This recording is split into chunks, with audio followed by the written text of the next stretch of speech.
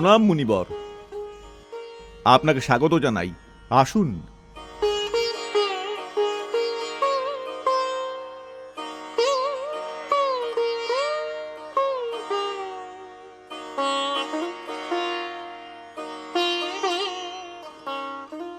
নারায়ণ, প্রণাম দেবী।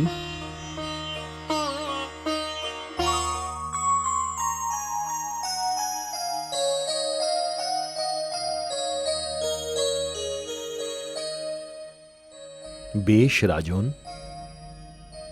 যেমন আপনার ইচ্ছা মুনিবর, চলুন। নারায়ণ নারায়ণ।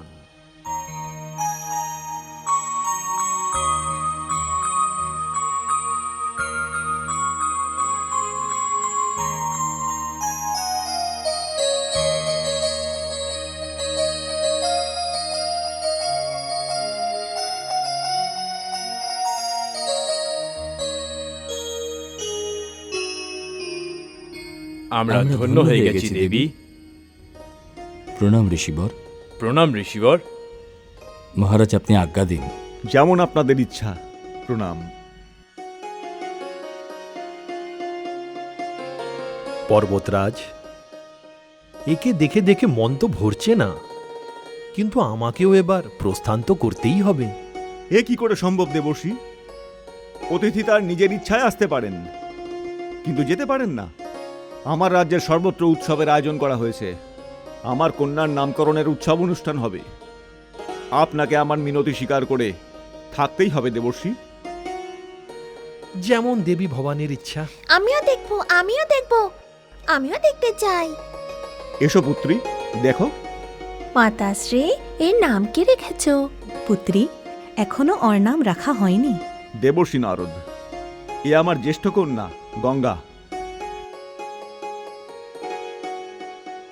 হে গঙ্গা, যতক্ষণ না ওর নামকরণ করা হচ্ছে, তুমি একে পার্বতী বলে ডাকতে পারো। এই দেখো, দেবর্ষি নারদ তো এর নামকরণও সম্পূর্ণ করে দিলেন। পার্বতী। আহা, কি সুন্দর নাম। কেন হবে না? পর্বতের পুত্রীকে তো পার্বতী বলা হবে। পার্বতী। মহারাজের জয় হোক, মহারাজের জয় হোক। প্রসিদ্ধ জ্যোতিষী মহারিষি ভৃগুরের শিষ্য আনন্দ বৃদ্ধি এসছেন। সৈনিক, ওনাকে সম্মানের সাথে ভেতরে এনে বসাও। যথ আজ্ঞা মহারাজ। দেবর্ষি নারদ, আমায় আজ্ঞা করুন। পার্বতী তোমার নাম, পার্বতী তোমার নাম।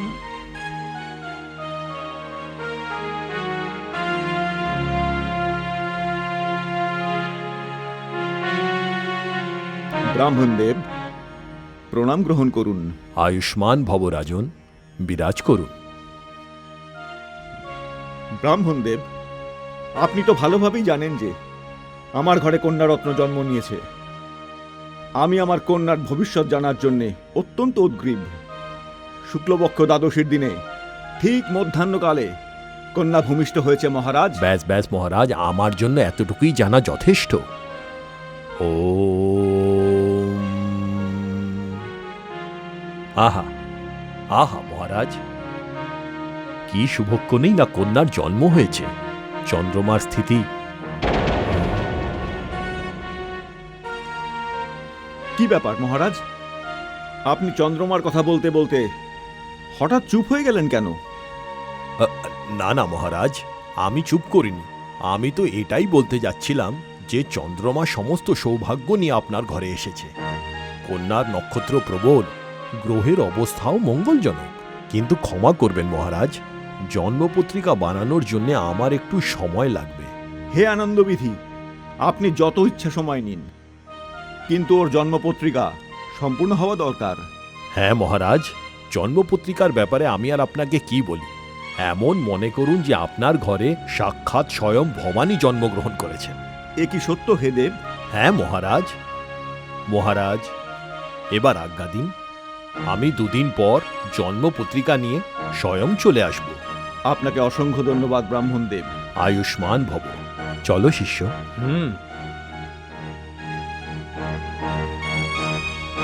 স্বয়ং ভবানী।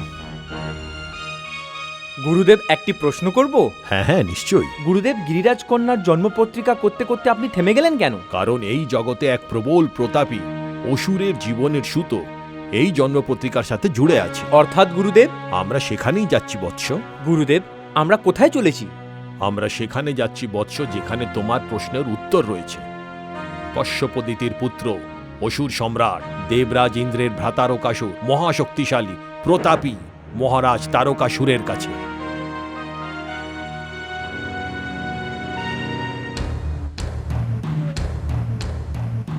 অসুর লোক নরেশ, মহাশক্তিশালী প্রচন্ড প্রতারকাসুরবি বজ্রঙ্গ পুত্র মহারাজ তারকাসুর পদার্পণ করছেন।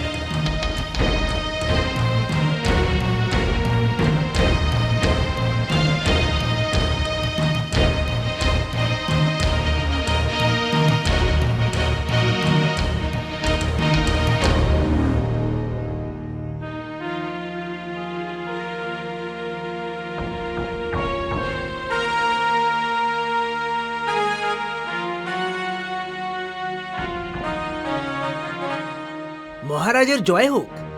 এক মহান জ্যোতিষী, ভৃগু সন্তানের মহান আচার্য পণ্ডিত আনন্দ বৃদ্ধি আপনার সাথে দেখা করতে চান। ওনাকে সম্মানের সাথে নিয়ে এসো। যথাজ্ঞা মহারাজ।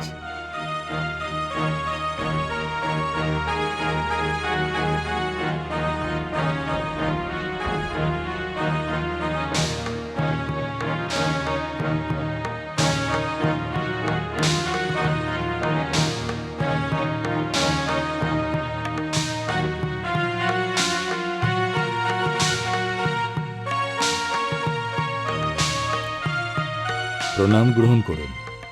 আয়ুষ্মান ভব। বলুন ব্রাহ্মণদেব, নিয়ম অনুসারে তো আপনাকে অসুরের কাছে নয়, দেবতাদের কাছেই যাওয়া উচিত।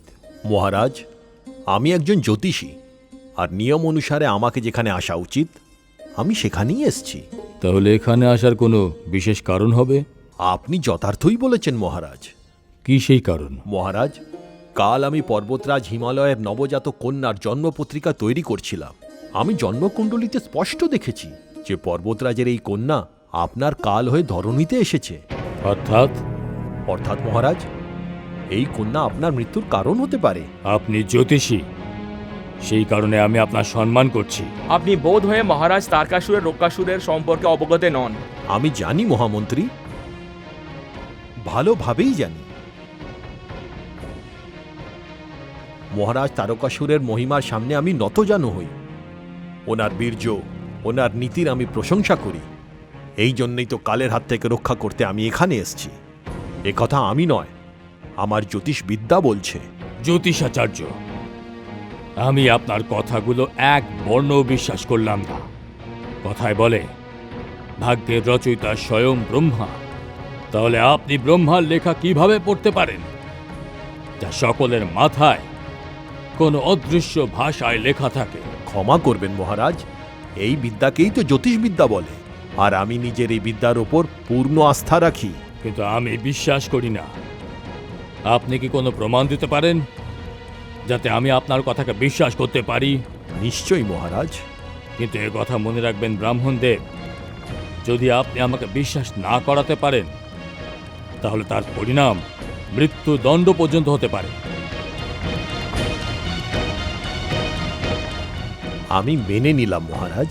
তাহলে প্রমাণ দিন। তো শুনুন মহারাজ, আমি আমার জ্যোতিষবিদ্যার বলে আপনাকে সেই কথা জানাতে চলেছি যা শুধু আপনি জানেন, আর কেউ না।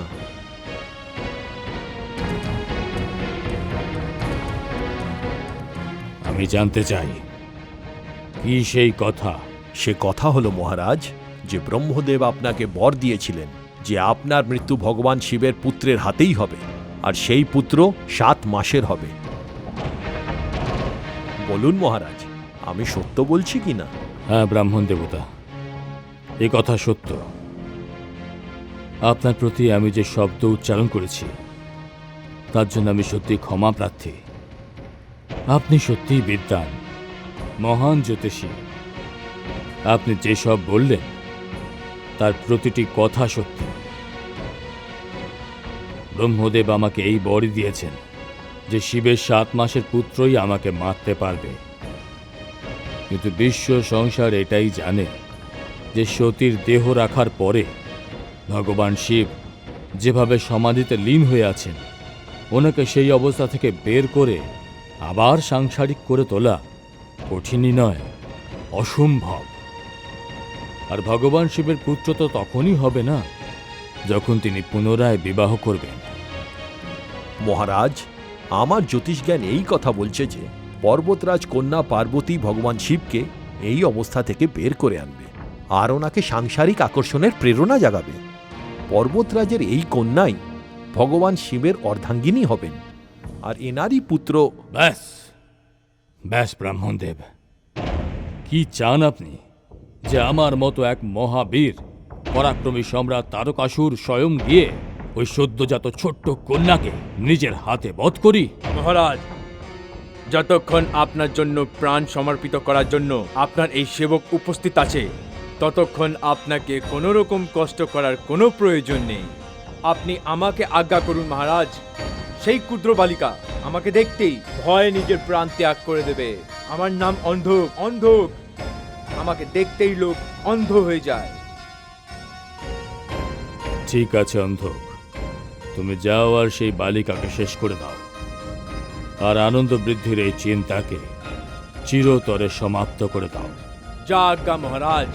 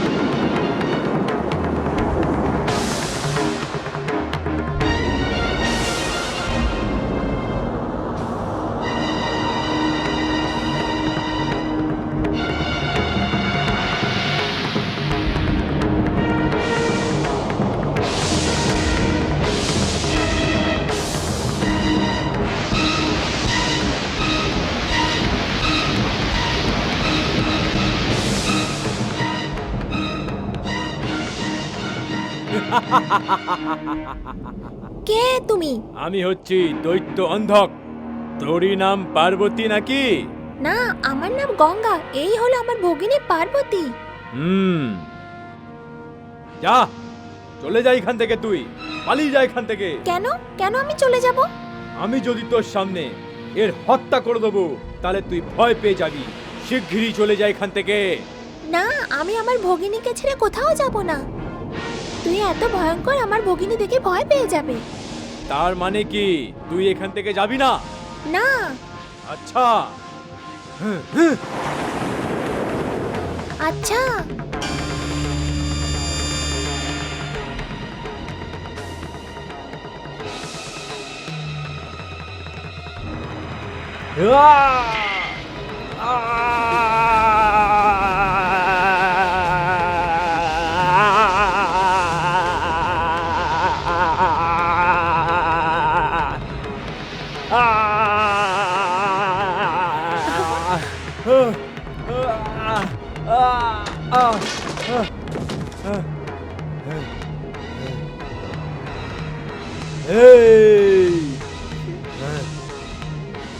দাঁড়া, দেখাচ্ছি আমি তোর মজা।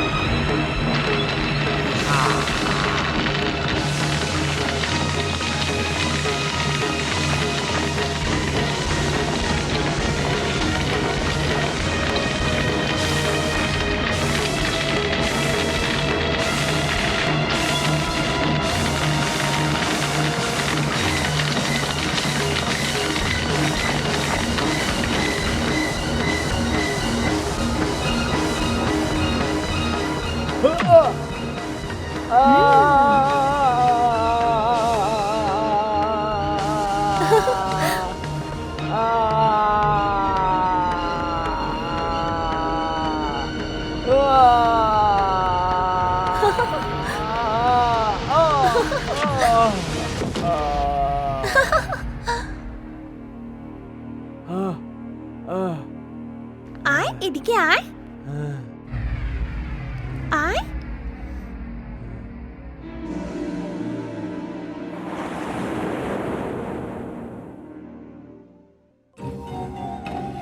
অসুর লোক নরেশ মহাশক্তিশালী প্রচণ্ড প্রতারকাসুরপি বজরঙ্গ পুত্র মহারাজ তারকাসুর পদার্পণ করছেন।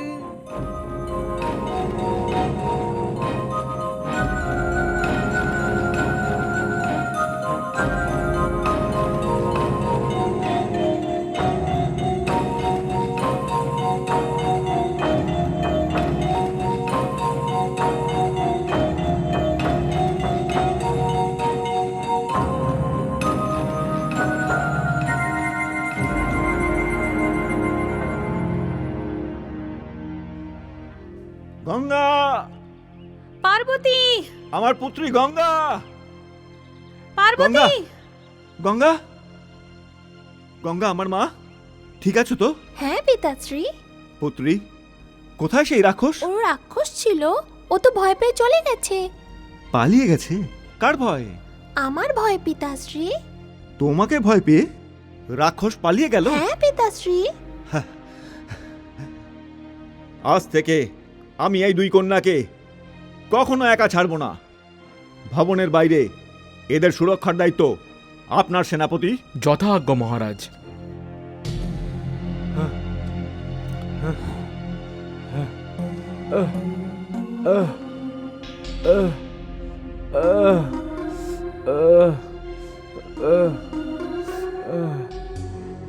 প্রণাম মহারাজ।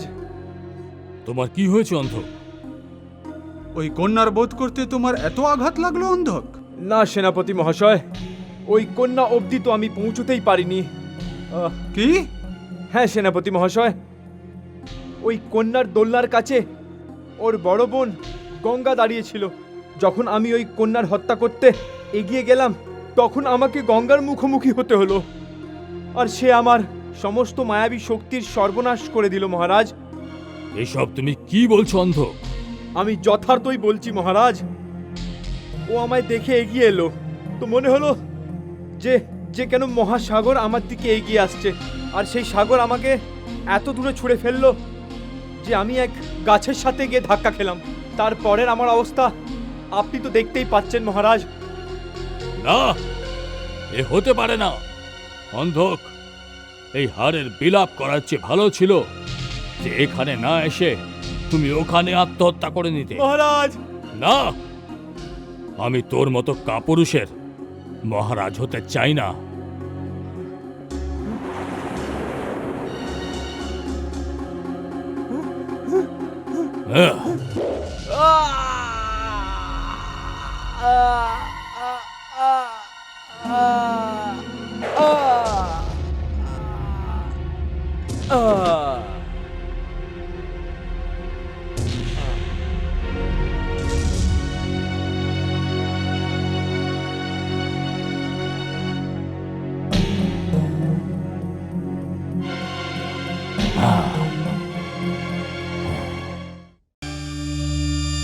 নারায়ণ নারায়ণ। প্রণাম প্রণাম দেবর্ষি। দেবর্ষি। দেবর্ষি নারদ, আপনি কি জানেন এখনই এখানে কি ঘটে গেছে? হ্যাঁ আমি জানি। হে পর্বতরাজ, যে সমগ্র সংসারের সুরক্ষা করতে সমর্থ, আপনি তার সুরক্ষার চিন্তা করছেন? দেবর্ষি নারদ, এখনই এখানে একটি রাক্ষস এসেছিল। এই দাসীরা আমাকে সে কথাই বলল। নারায়ণ নারায়ণ। হে জগদম্বা, আপনি এখন থেকেই নিজের লীলা দেখাতে শুরু করে দিয়েছেন। পর্বতরাজ, আপনার কন্যা তো সাক্ষাৎ দেবী গৌরীর রূপ। তারপর তার সাথে আপনার অন্য পুত্রী গঙ্গা আছে। এ তো একেবারে সোনায় সুহাগা। আপনাকে এদের নিয়ে চিন্তা করার কোনো প্রয়োজন নেই। বস বস মহারাজ, সে যাই হোক না কেন, আমার কন্যা যতদিন না বড় হচ্ছে আমি একে নিজের চোখের আড়াল হতে দেব না। নারায়ণ নারায়ণ। মহারানী, আমাদের দেবর্ষী নারদের কথার সম্মান করা উচিত। হতে পারে যে আমাদের দাসীদের কোনো ভুল হয়ে গেছে। না মহারাজ, ওদের কোনো ভুল হয়নি। আজকের পর আমি আমার কন্যাদের উদানে পথাবো না। ঠিক আছে মহারানী, আজকের থেকে মহলের চারিদিকে 4 প্রহর সৈনিকরা পাহারা দেবে। আমি আপনাকে পূর্ণ সুরক্ষার আশ্বাস দিচ্ছি। চলুন মহারানী, চলো। চলো পুত্রী।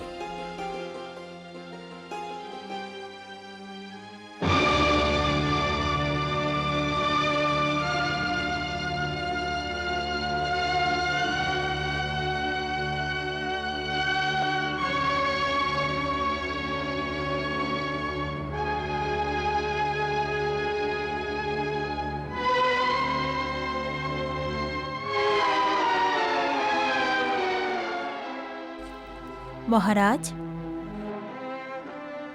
মহারানী, আসুন মহারানী সন্ধ্যা ছায়া। স্বামী, দরবারের ঘটনায় আপনি এখনো চিন্তিত?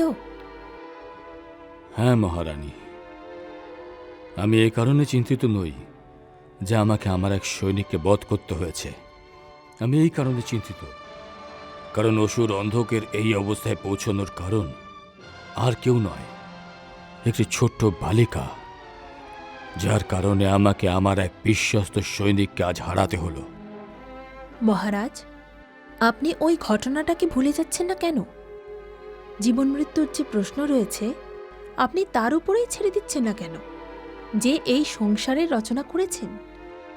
মহারানী, তুমি এই মুহূর্তে একেবারে দেবকন্যাদের মতন কথা বলছো। মহারাজ, আপনি নিজে কি সেই মহান ঋষি কাশ্যপের সন্তান, যার সন্তান ইন্দ্র ও অন্যান্য দেবতারাও? ওই দুষ্টুদের নাম আমার সামনে নিও না। তারা ভ্রাতা নয়, শত্রু। ওরা আমাদের অসুরদের সাথে সর্বদা ছল করেছে। যে দেবতাদের দেবরাজ ইন্দ্র নামে পরিচিত, সে নিজের অসুর ভাইদের না জানি কতবার হত্যা করার চেষ্টা করেছে। মহারানী, তুমি তো জানো যে দেবতা আর অসুরদের মধ্যে কি নিয়ে বিরোধ রয়েছে। দেবতা আর অসুরদের মধ্যে বিরোধ শ্রেষ্ঠত্বের। ওরা নিজেদের শ্রেষ্ঠ প্রমাণ করতে চায়, আর আমরা অসুররাও নিজেদেরকে শ্রেষ্ঠ প্রমাণ করতে চাই। আর যেই শ্রেষ্ঠত্বের পথে বাধা হয়ে দাঁড়াবে তাকে আমি শেষ করে ফেলব। অসুরদের সমস্ত বাধা সমাপ্ত করার জন্য আমার অমর হওয়া অত্যন্ত জরুরি। আর নিজেকে অমর রাখার জন্য আমাকে ওই বালিকার ব্যাপারে চিন্তা করতেই হবে। বিপদ দেখা দেওয়ার পূর্বেই তাকে সমাপ্ত করে ফেলতে হবে। স্বামী, আপনি এত বড় বীর হয়ে একটা বালিকাকে বধ করার কথা চিন্তা করছেন? চুপ করো মহারানী সন্ধ্যা, চুপ করো তুমি। নিজের প্রতি আমার স্নেহের অহেতুক লাভ উঠিও না। ইন্দ্র যদি নিজের সৎ মায়ের গর্ভাবস্থায় তাকে হত্যার প্রয়াস করে, তারপরও তাকে দেবরাজ বলা হয়। আর যদি আমি নিজের অমরত্বের পথে আসা বাধা, যদি সে একটি ছোট বালিকাও হয়, তাকে সরিয়ে ফেলি, তাহলে কি আমাকে কাপুরুষ বলা হবে? না না মহারানী, আমি আমার রাস্তায় আসা সমস্ত কাঁটা সরিয়ে ফেলার চেষ্টা সব সময় করতে থাকব। তাতে সংসার আমাকে যাই বলুক না কেন।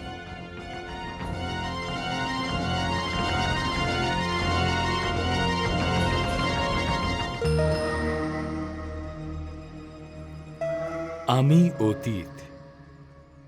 আমি দেখলাম যে তারকাসুর পার্বতীকে হত্যা করার অনেক চেষ্টা করল, কিন্তু প্রতিবার তাকে পরাজিত হতে হলো।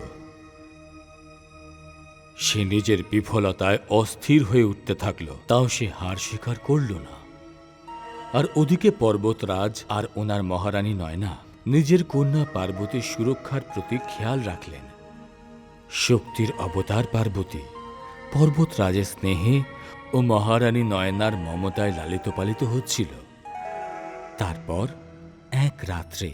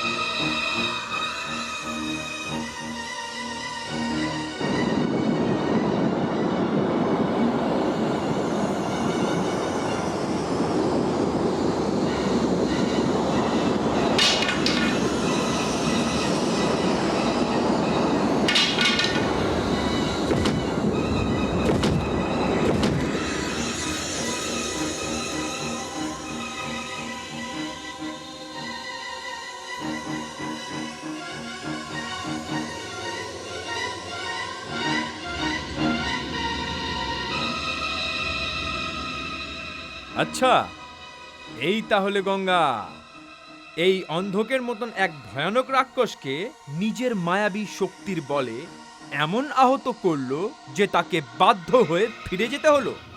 আর অসুর সম্রাট তারকাসুরের রসানলে পুরো ছাই হয়ে যেতে হলো। সবার আগে আমি একে শেষ করে ফেলবো।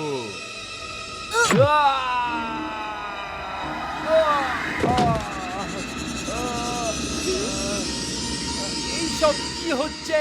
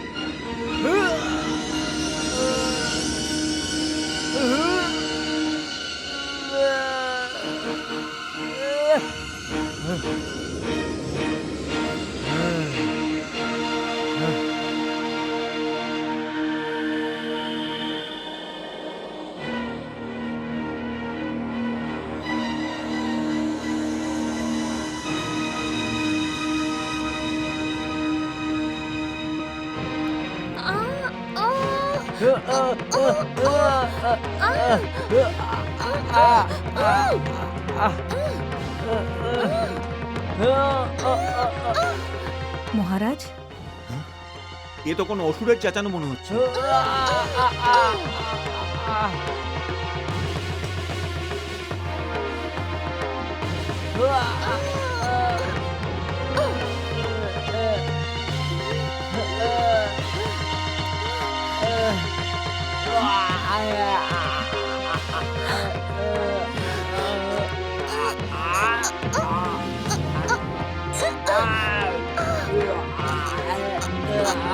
পার্বতী, পার্বতী, মহারাজ, মহারাজ আমার মেয়েকে বাঁচান, মহারাজ আমার মেয়েকে বাঁচান, মহারাজ দেখুন ওই রাক্ষসটা ওকে নিয়ে যাচ্ছে।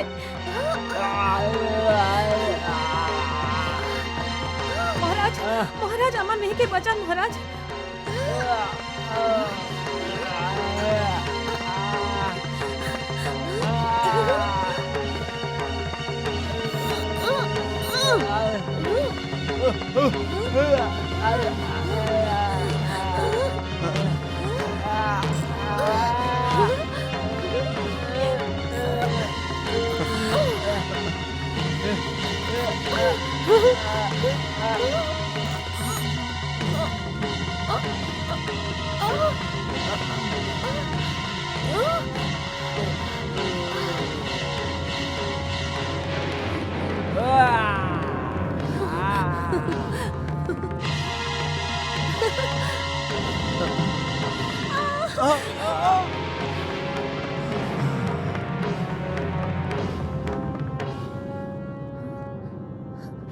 মহারাজ, পার্বতী, চলো। না, কাঁদিস না পার্বতী, চুপ করে যা পার্বতী, চুপ করে যা, পার্বতী, চুপ করে যা। পার্বতী, পার্বতী। পার্বতী তো এখানে আছে। কি হয়েছে মা? মা, ও নিশ্চয়ই কোনো ভয়ঙ্কর স্বপ্ন দেখেছে। কেঁদো না মা পার্বতী, চুপ করো, চুপ করো। স্বামী, এসব কি হচ্ছে? কিচ্ছু না মহারানী, কিচ্ছু না, আপনি চিন্তা করবেন না। ও নিশ্চয়ই কোনো মায়াবী ছিল যে এই মহলের চারিদিকে নিজের মায়াজাল রচনা করতে চেয়েছিল। তাই ও আমাদের মনে ভ্রম সৃষ্টি করে দিয়েছিল। কিন্তু দেবী পরমেশ্বরের কৃপায় সে সফল হতে পারেনি এবং পালিয়ে গেছে। সে কারণেই আমাদের কন্যা পার্বতী ঠিক আছে। মহারানী, আপনার মনে আছে দেবর্ষি নারদ কি বলেছিলেন? যে আমাদের এই কন্যার ওপর দেবী পরমেশ্বরীর অপার কৃপা আছে, এর ওপরে কোনো বিপদ কিভাবে আসবে? কিন্তু স্বামী, আমরা যা দেখলাম সেগুলো। মহারানী, আমি তো এটাই দেখছি যে আমাদের কন্যা পার্বতী আপনার কোলে রয়েছে, কুশল রয়েছে, আর আমার জন্য সেই ব্যাপারটাই যথেষ্ট। হ্যাঁ স্বামী, আমাদের পার্বতী আমার কোলে রয়েছে, আরও ঠিক আছে, এই পর্যাপ্ত। বাস মা, বাস, চুপ করো।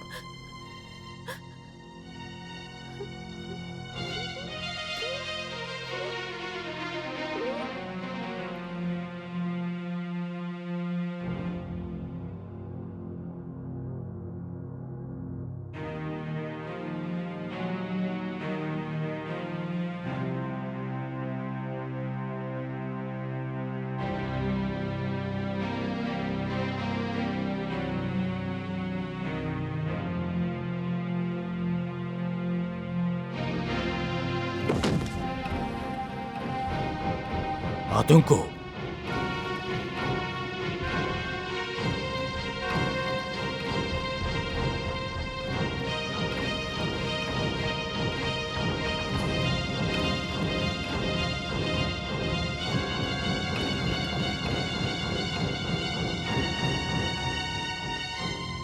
অসুর রাজ তারকাসুর, মৃত্যুই তো জীবনের সবথেকে বড় সত্যি। কিন্তু তুমি সেই সমস্ত মূর্খের মধ্যে একজন যে এই সত্য থেকে বাঁচতে দুটি নির্দোষ প্রাণীর বলি দিয়েছ। অন্ধক আর আতঙ্ক তোমার জন্যই মৃত্যুর মুখে চলে গেছে। একজনের বধ তুমি নিজের মিথ্যে অভিমানের বশে করেছ, আর দ্বিতীয় জনের বধ আমি করেছি। হ্যাঁ, তোমাকে এটা বলার জন্য যে যদি তুমি নিজের এই কাজ বন্ধ না করো তাহলে তোমার সমস্ত শক্তি শেষ হয়ে যাবে। তোমার সেনার এক একজন বীর এইভাবেই নষ্ট হয়ে যাবে। তারপর তুমি একা রয়ে যাবে সেই বালকের হাতে কালের গ্রাস হওয়ার জন্য, যে বালক নিজের 7 মাস বয়সে তোমাকে বধ করতে চলেছে। কে তুমি? কে তুমি? তোমার কাল। না, সংসারের সব থেকে বড় শক্তিও আমার এই চেষ্টাকে থামাতে পারবে না। আমি অসম্ভবকে সম্ভব হতে দেব না। আমি শিবকে সাংসারিক করতে সক্ষম, যে কোনো শক্তির বিরুদ্ধে লড়তে থাকব।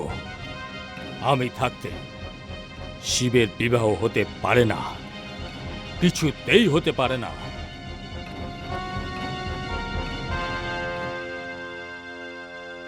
গঙ্গা, পার্বতী, গঙ্গা, এসো বাচ্চারা এসো, প্রণাম পিতাশ্রী। সদা সুখী হও। শোনো সবাই, আজ আমি তোমাদের সকলের কল্পনা শক্তির পরীক্ষা নিতে যাই। হ্যাঁ হ্যাঁ হ্যাঁ দেখা যাক কে কত ভালো। হ্যাঁ, হুম। নিয়ে এসো, শুরু করো। আমি পর্বত বানাবো। আমি ঘর বানাবো। তুই কি বানাবি পার্বতী? আমি তো জানি না। দেখো, কথায় সময় নষ্ট করো না। মাটি ভিজে আছে, যার যা বানানো বানিয়ে ফেলো। শুকিয়ে গেলে কিছুই বানাতে পারবে না।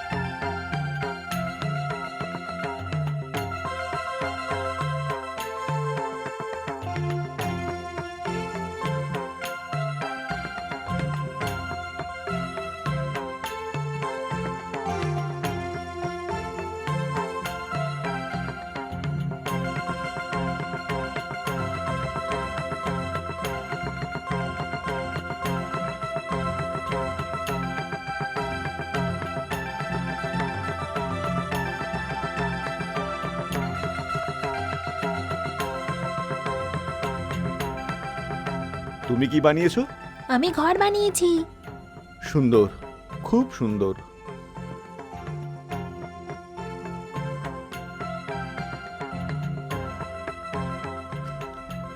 পুত্রী গঙ্গা, হুম, তুমি কি বানিয়েছো? পিতাশ্রী, আমি পর্বত বানিয়েছি।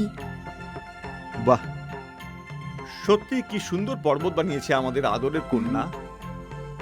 পর্বতের কন্যা পর্বত বানাবে না তো আর কি বানাবে? সুন্দর, খুব সুন্দর।